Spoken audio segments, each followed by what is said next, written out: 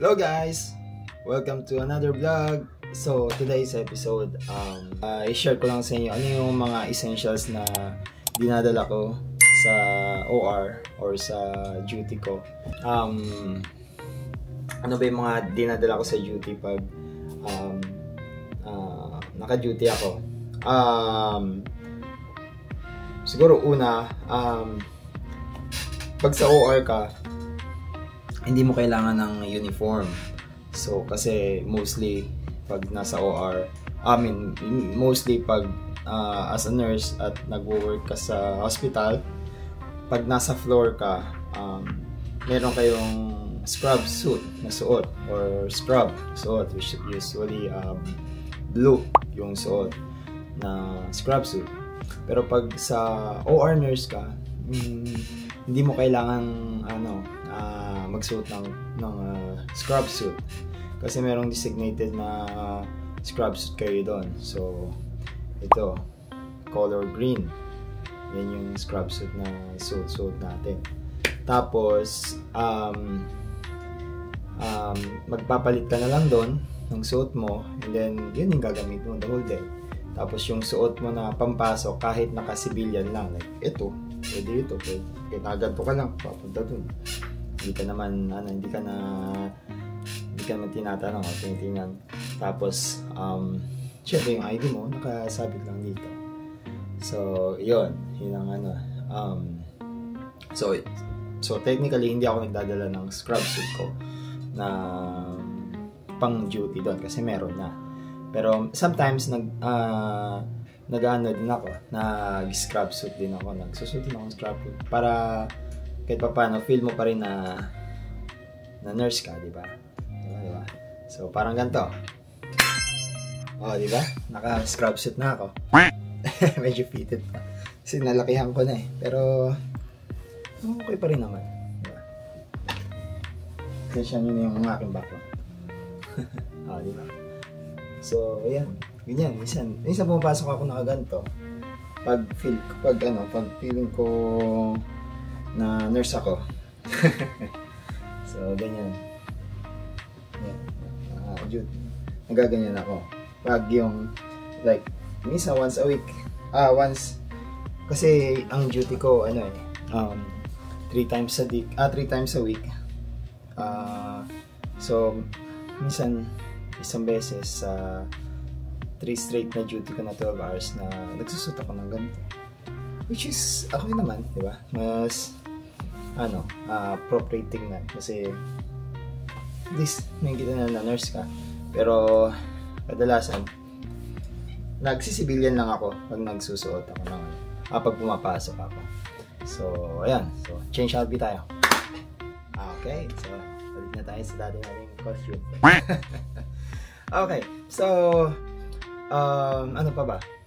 Next, so yun yung aking suot. Duty ako. So hindi na ako nagdadala ng scrub kasi meron na akong scrub na susuotin doon, di ba?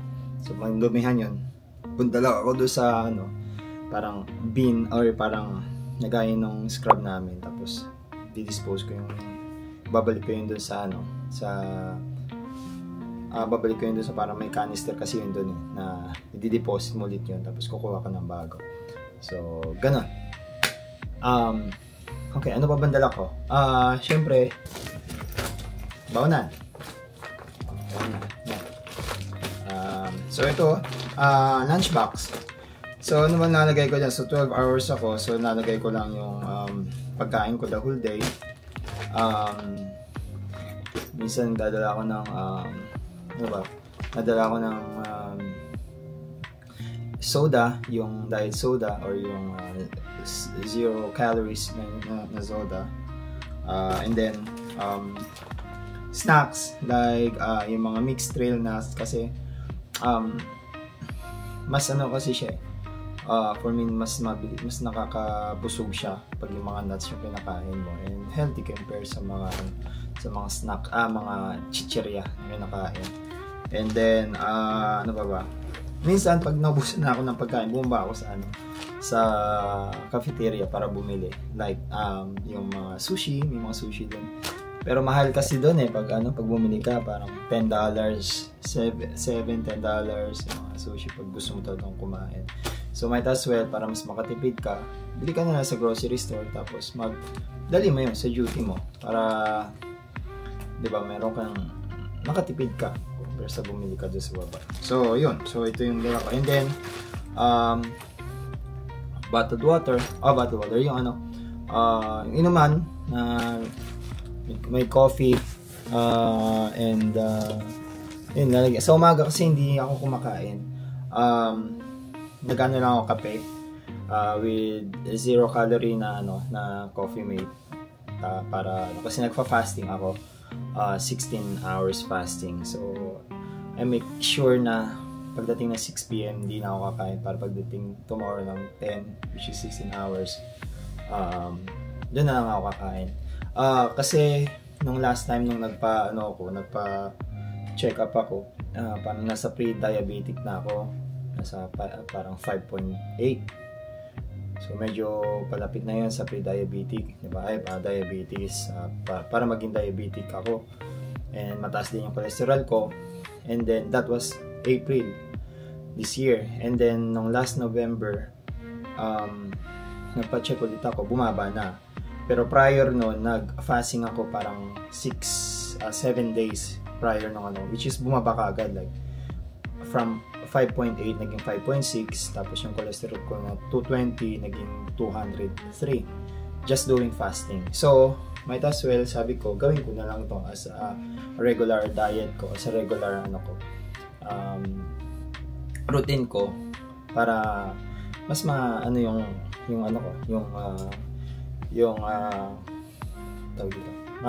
yung aking health ma-absorb ko. Kasi baka hindi nyo natanong, ako kasi my age is 40 years old na ako. So pagdating ng 40, medyo kailangan na natin mas careful sa kinakain. Good thing din kasi sa amin, sa culture sa religion namin, hindi kami masyadong kumakain ng mga madami kaming bawal na kinakain, which is good, like mga pork, shrimps, mga seafoods.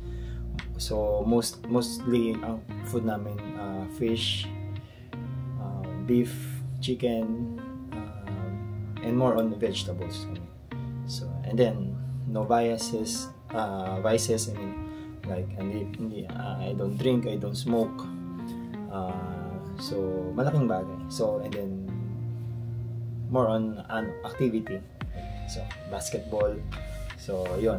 So ganun na. And yun nga, mas malaking bagay ng kakatulong yung fasting. And bumaba din yung aking timbang from 187 naging 180 ako. So hopefully na bumaba pa para mas maging magaan, kasi mas masarap pag magaan pakiramdam. Anyway, so next, ano ba? Bawnan ko. So hindi na ako nagdadala ng malalaking bag para kasi ilagay yung mga gamit or something. Kasi nga mayroon na akong damit doon na kinukuhanan sa hospital na provide nila. So ang dinadala ko na lang yung aking handbag na which is nandiyan essential ko, yung mga gamit, wallet, pabango, cellphone, yun. So lang siya sa akin dito, handbag. Kunin ko. So ayan, ganito essentials ko. AirPod, wallet, credit card, license, syempre susi ng sasakyan. Hindi ka na makakalis pa wala kang susi ng sasakyan. Ano pa? Ballpen.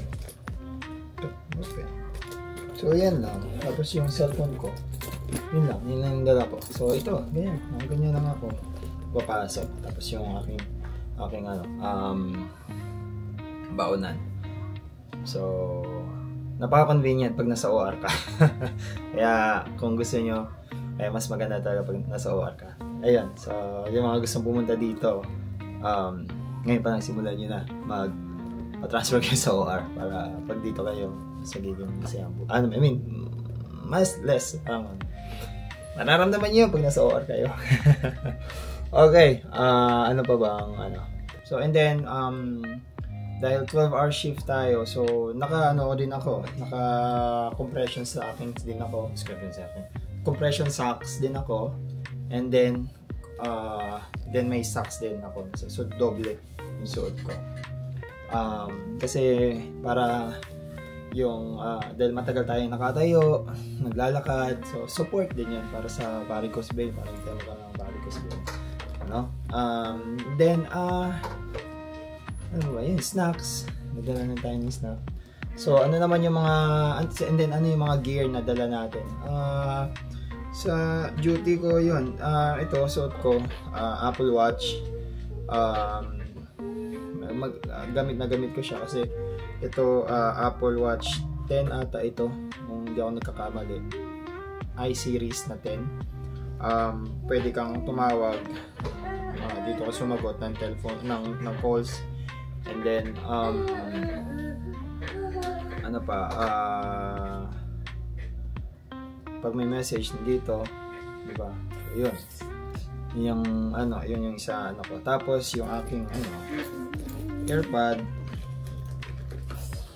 nadala pag yung wala nang kaso at naghihintay ka na lang ng so pwede kang gumamit ng AirPod para makinig-kinig, buying some time, di ba? Pwede ka man rin gamitin yan pag gusto mo sumagot. Ano pa? So, ano pa ba? So, maganda din dito kasi natatrack yung activity mo, yung calorie counts mo. Gusto ko yun para at least alam ko kung gano'n na ako napagod sa buong maghapon. Ayun. So, ito lang. Yan, wala na. Yan lang yung aking suot doon pag naka-duty. Stethoscope, hindi kami nag-stethoscope doon. Kasi may mga anesthesiologists naman doon, so hindi namin nagagamit yun. Nag-IV account kami, hindi kami nag-IV insertion, hindi kami nag-IV insertion. May mga anesthesiologists, mga CRNAs, sila yung bibigay ng doon. Ano pa ba? So well, doon sa loob ng OR namin, o doon sa OR pag naka-duty, meron din akong small bag. Maliit lang yun, as in maliit. Tapos, nilalagay ko lang doon yung mga pwede kong ilagay, like scissor, ballpen, maliit na notebook, ano pa. Tapos, doon sa scrub na ko, naglalagay ako ng gauze, ng alcohol swab, para just in case kailangan, lalo pag may mga nag-insert yung mga CRNA mo o mga anesthesiologist, nakakapag-assist ka sa kanila. So, yun yung mga meron ako. Okay, next, anong shoes ang gamit ko? Sa OR, actually madami akong shoes na ginagamit doon sa OR. Meron akong Crocs, meron akong Skechers na itong sinusuot. Meron din akong yung Nike na Free Run, which is wide siya. So parang maganda kasi siya, parang excuse me po. So parang parang wide siya, tapos parang wala siya masyadong cushion, mas siya yung more on parang low to the ground. So yung parang yung paa mo nakaka-grip, which is gusto ko rin yun. Tapos yung isa gamit ko ito, yung Vans na slip-on. So yan, so depende sa araw ng duty ko kung anong gusto kong suotin, kung anong feel ng mood ko. Kung gusto ko mag-chinelas, like yung Crocs, ito yung susunod ko. So mag-slip on ito. So depende. So yan, so wala namang pipigil sa inyo doon. Basta itong mga to na ginagamit ko, doon lang yan sa loob ng OR. Doon lang yan sa hospital ko. Iniiwan ko yan doon sa locker room ko, o sa locker.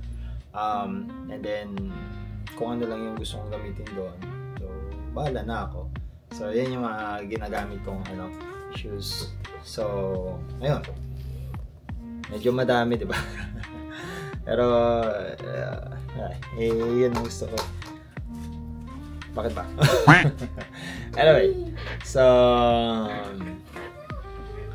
yun yung aking daily routine sa OR, mga ginagamit ko, essential needs ko. Kung may mga gusto ko yung itanong regarding sa OR or na mga pwedeng mga ginagamit pa o ginagamit ko na hindi ko nabanggit, baka may nakalimutan ako. Let me know. Comment kayo sa comment section and ask nyo lang. So, yun lang for this video. I hope na inspired ko kayo. Sana. Alright, thank you sa panonood, and nga pala, congratulations sa atin kasi naka 1,000 followers, subscriber na tayo. Maraming salamat po sa inyo. Sa inyong panonood. Mabatiin natin yung mga followers natin dyan. Una sila ang Team Andres. Salamat, maraming salamat po sa inyo, sa inyong panonood. Ganon din sa mga bagong nag-subscribe dito sa wife ko. Pinapa-shoutout daw sila. Ma'am Ayay Alinio. Ayan. So, kamusta po sa inyo? Salamat po sa inyong panonood at pag-subscribe. Salamat po at na-inspire namin kayo. Yan si Denise. Ayan ba si Denise Kada. Yan. Salamat sa pag-subscribe at pag-support. Ganun din yung mga kaibigan namin, sila Catherine Mendoza, Monique Alvarez. Yan, sila yung mga kasama namin dati dyan sa Pilipinas, mga ka-duty namin. Miss Gerarda Santos, salamat din po sa pag-support, sa panonood. Sino ba? Comment lang kayo sa baba sa mga gusto magpa-shoutout para sa next video, may shoutout namin kayo. Alright, so happy watching. Thank you for watching and see you on another vlog. Bye-bye.